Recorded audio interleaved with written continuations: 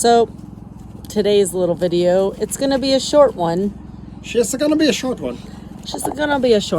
So ultimately, I would like to take you guys on a little tour of the property of the Shabin, the bathhouse, the shed, Grandpa's bunkhouse. Oh, Grandpa. We're coming up on 1 year. Hope you put your delectables away. Hopefully your undies aren't laying out in there. So we're coming up on 1 year since we closed on this property. And since then, we've actually purchased 10 more acres. And what do we got? We have almost 20 acres now. So it's pretty awesome. We're loving it here. We've made a lot of changes. The Shabin, we were discussing the other night that the Shabin really isn't a Shabin anymore. It is a true cabin. It's got all the finishing touches. It's beautiful. We love it. You know, the word Shabin, remember it kind of came from a shed. There's a cabin. Right. But I feel like now if you're going to call it a Shabin, it's more of a shabby cabin. Shabby cabin. Yeah. If you're going to call it a Shabin at all. Well, I mean, yeah. Doing research and studying trapper cabins and little tiny cottages or whatever in the late 1800s. The average size was 12 by 12 or 16 by 12 or 12 by 16. And they only had a door and no windows. Usually, Yeah. a door and no windows. Right. So this is, by standards, it's a lot probably bigger than any normal settler's trapper cabin. Yeah. We've really enjoyed it. We love the projects. We love making it more functional and beautiful. I like things to be pretty, so it's been a lot of work. Oh yeah, that's how he came about. Isn't he pretty? Look at his hair. Bam. Looking good. So anyways, this is just a short little recap of the property and how far we've come. And maybe you're gonna like flash back and show them old pictures? I think I'm going to. Oh, that's good. Like, I need to show you where we were a year ago. 1 year ago, none of this looked anything like this. It really was just a shed on 8 acres. And we took this crazy leap and we bought this property 8 hours from our home. And we've really made this place our second home. We've spent a lot of time here in the last year, and it's been amazing. Your head looks really big in this. I know. Huge. I mean, you're sitting right next to me. No, he's behind me. No. Like, you can tell. Stop. Okay, so here we go. Let's go on a little tour. Let's go check this place out. Let's show you what we've done. And yes, I will flash back at the end to what it looked like originally a year ago. Let's go. It's crazy to me. Come on, let's go. Okay, let's go. So fall is in full force around here. There's the road that comes to our amazing little driveway that did not exist when we bought this place. We didn't have a driveway. No. You had to park on the road. Yeah. You barely had a walkway back here. Yeah, it was a little path to get all the way back to the Shabin. I got a little low spot there still in the drive. You do. Gonna fix that next spring. I think that's pretty tolerable. So let's start with Grandpa's bunkhouse. This was an addition. Shortly after we bought the property, Grandpa went ahead and moved himself his own little shack in. Yep. She's like brand new. She rents for $125 a night. Hit me up. It actually would be really fun to stay in here. So here is the bunkhouse. It's got a twin size bed in it, a little heater. It's got a little table. Homemade blinds, custom homemade blinds. It's pretty darn cute. Not a lot to it, but very functional. He made it himself out of an old pop-up camper. Originally, I think it was going to be an ice house. He was going to fish out of it, but the floor is so pretty, he didn't have the heart to... cut a hole in it. He didn't want to cut a hole in the floor. So now it's the Shabin Grandpa bunkhouse. Yep. All right, let's continue on with this tour. So, walking up this driveway that didn't exist. We got our little wood pile over there. We've done a lot of rock farming. Who would have known that rock farming would be so much fun? So there is the original structure. That was here when we bought the place. That was about the only thing that was here. And it didn't look anything like that. Some of the rocks were here, the boulders. A lot of them we've dug up and hauled in to make cute little pathways and stuff. We added the meat pole for any bears or deer or whatever.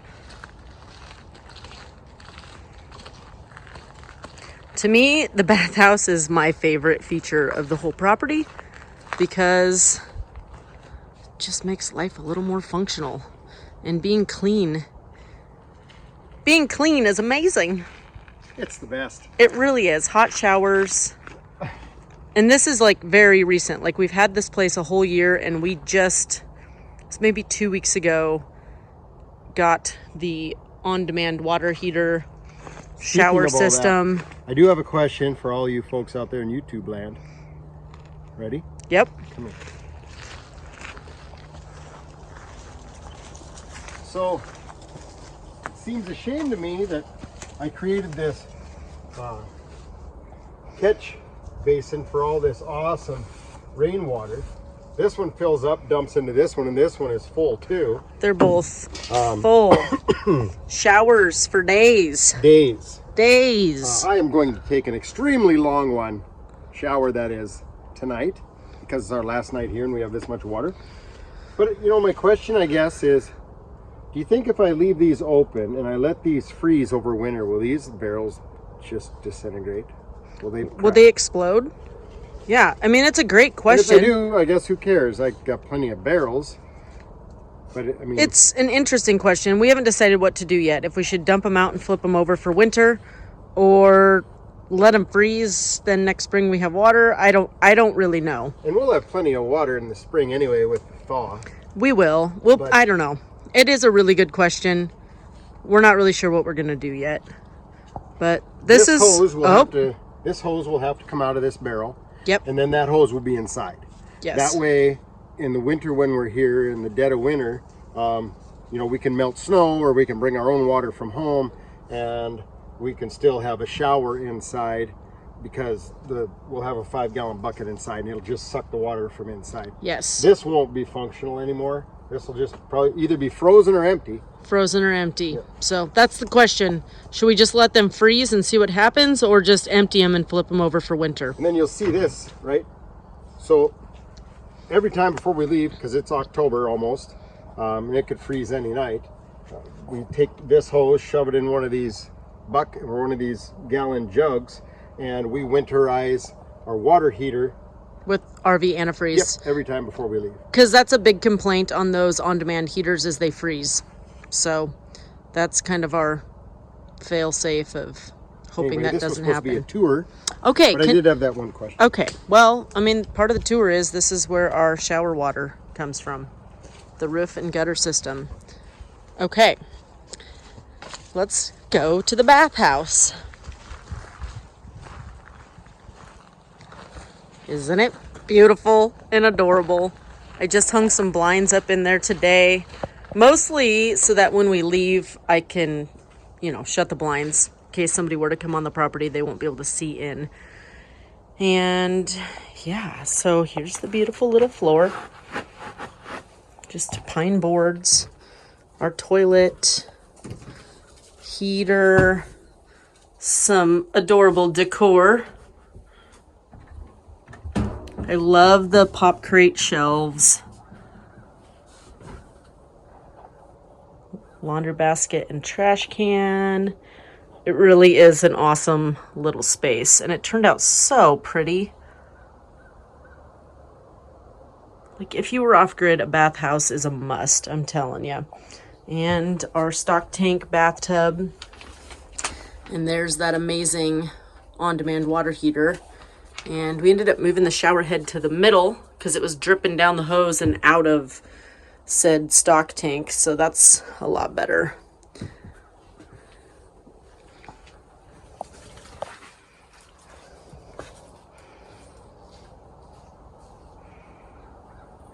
So cute. We just love it. It's been wonderful. I'm telling you, there's something to say, and I cannot say enough about a hot shower. Off-grid is a lot more fun if you're clean. All right, let's take a walk over to the Shabin, the building that started it all. So in the video and pictures I'm going to show you in a little bit, the front door used to be on this side. We moved it because we felt the space would be more functional with the door over here. So you come out the door, out to our little fire pit. That was here when we bought the property also. Built a little outdoor kitchen area. Our amazing tarp system. Someday we will have a covered deck right here. We sit under this thing all the time. Like, even when it is not raining, we sit underneath this tarp. It's just silly. It's funny. It's definitely a space we just use a lot. So, into the Shabin. It's come a long ways. We just recently got the ceiling finished, which is awesome. We don't have to stare at insulation anymore. It's just aesthetic, but it looks pretty and we love it. Our awesome yodel, which we have a little fire going in there right now. Very, very small fire. Just enough to take the chill off because it is fall up here in Minnesota. I think maybe only 50-ish degrees outside today. And everything in here is reclaimed lumber. Everything. All of it. Reclaimed from different places, which is why it's 3 different colors, maybe 4.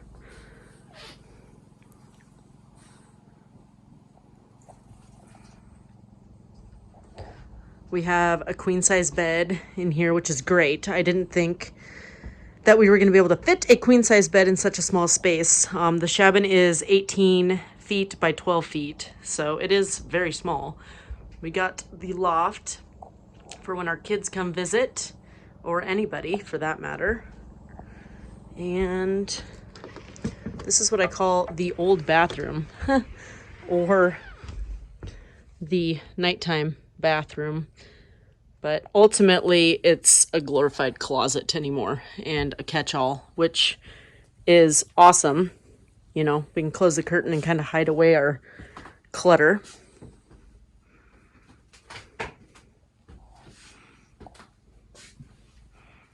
Got our little propane stove over there.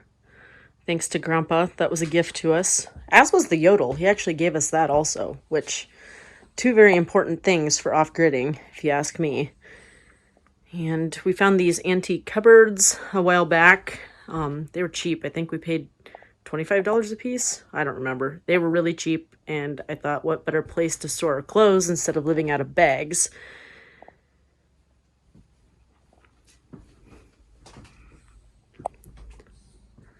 It's amazing how cute the Shabin has become.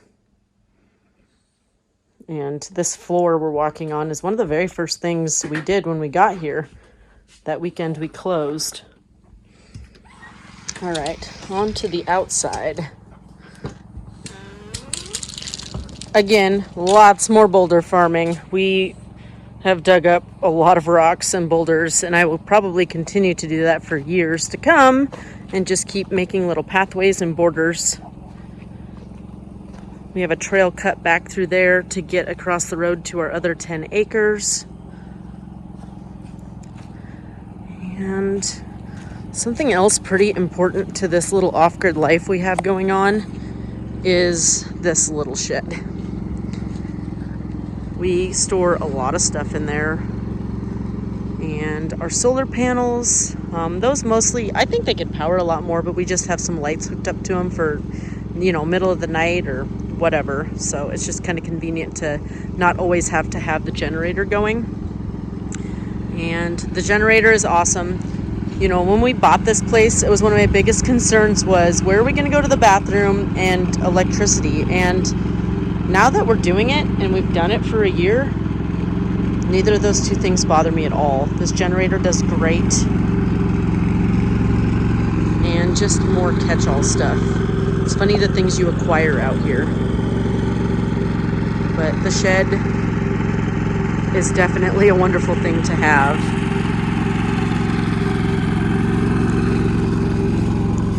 And so are dogs. Dogs are pretty great too. Look at the beautiful fall colors. I imagine the next time we get up here, all the leaves will be gone. I'm glad we made it up here this time just to kind of enjoy the beautiful, beautiful colors and watch the leaves fall.